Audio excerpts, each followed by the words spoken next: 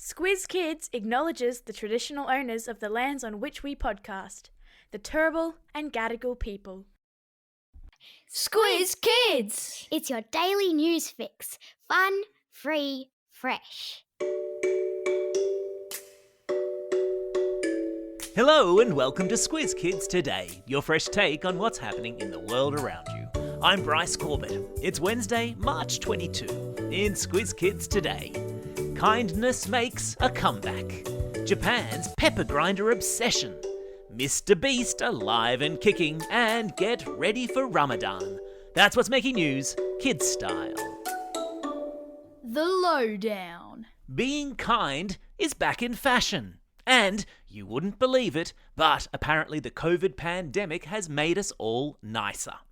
That's the findings, at least, of the World Happiness Report, a yearly report that ranks all the countries of the world according to how happy its citizens say they are.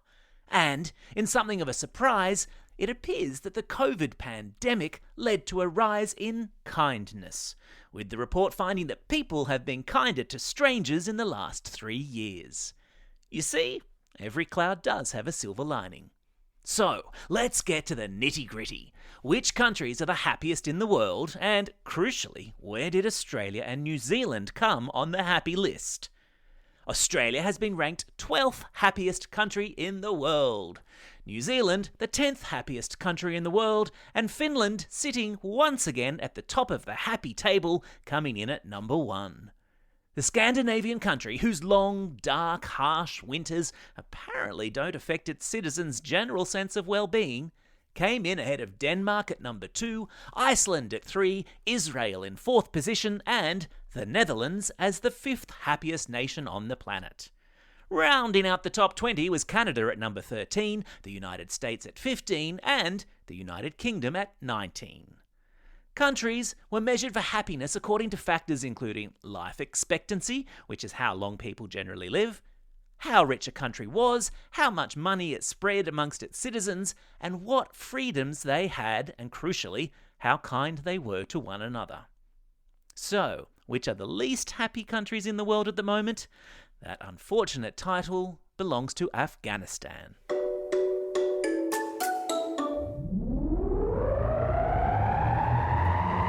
Spin the globe. Each day we give the world globe a spin and find a news story from wherever it stops. And today we've landed in, well, lots and lots of countries. As today marks the start of Ramadan, a very important month in the lives of people of the Muslim faith.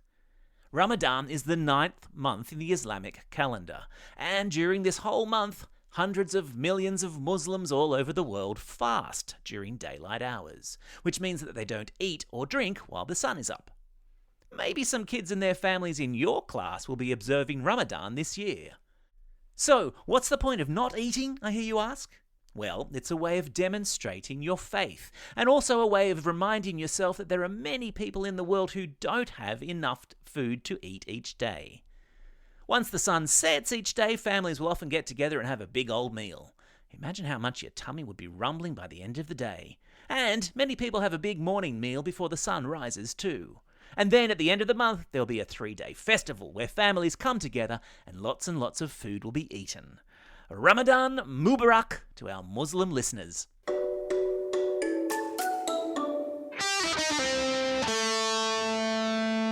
Pop Culture Corner. Have you heard of Lars Nutbar? No, don't worry, neither had thousands of Japanese baseball fans until recently, but he's quickly become a household name there. Why, you ask? Well, it's partly down to his signature move, the pepper grinder. Lars, whose dad is American and whose mum is Japanese, is the first non-Japanese born baseball player to represent Japan in the World Baseball Classic, which is an international tournament played by teams from 20 different nations. Lars, who lives in California, usually plays as an outfielder for the St. Louis Cardinals in America, and when he thinks his team is doing it tough and needs to dig in, he puts his fists together and mimics the twisting of a pepper grinder, urging his team to grind it out. Now, this has caused such a sensation in Japan that fans are bringing their actual pepper grinders along to the games as a tribute to Lars. However, the Japanese High School Baseball Federation is not very impressed. When a player for Tohoku High School imitated the move after a successful play on the weekend, an umpire told him to stop. The Federation says that fun should come from the game. Cracked pepper, anyone?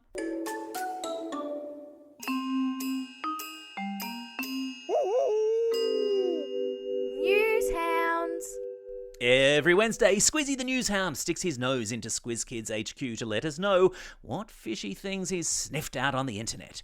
And today, Squizzy is twitching over last week's fake reports that the world's most popular YouTuber, Mr. Beast, had died. Now, before I go further, Mr. Beast is not dead. He is well and truly alive. But for a brief moment on social media last week, many people believed that he had died. That's because an anonymous Twitter user, who often reposts memes and troll posts and has over 250,000 followers, posted a photo of Mr. Beast saying that he had passed away. And thousands of people not only believed it, but immediately shared it. And so, before you could say, stop, think, and check, the fake news had spread all over the internet, forcing Mr. Beast himself to come out and tell the world that he was in fact fine. It's once again a reminder that we can't and shouldn't believe everything we see, read, or hear on the internet. Just because it's on Twitter or Instagram or TikTok doesn't make it true. Clever newshounds always know to check whether something they've seen on social media is true before believing it. Good work, Squizzy. You've done it again.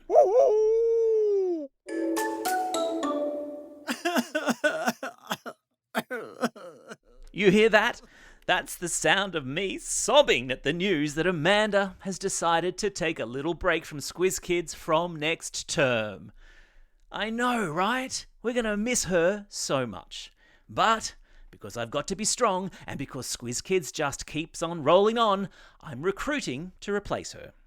I've stuck a link to the job ad with all the specs in today's episode notes. It's a pretty specific skill set we're looking for. How do you replace the irreplaceable after all? But if you're a big person out there who thinks they've got what it takes to step up to the Squiz Kids microphone, who has all the experience and skills we're looking for, we'd love to hear from you.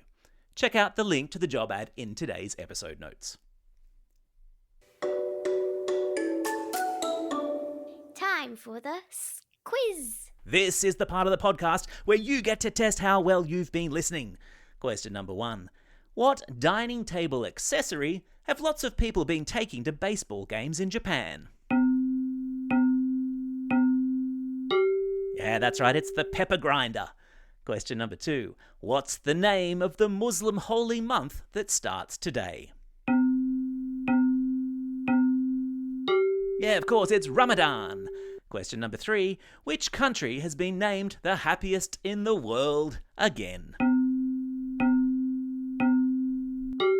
Yeah, well done. It's Finland.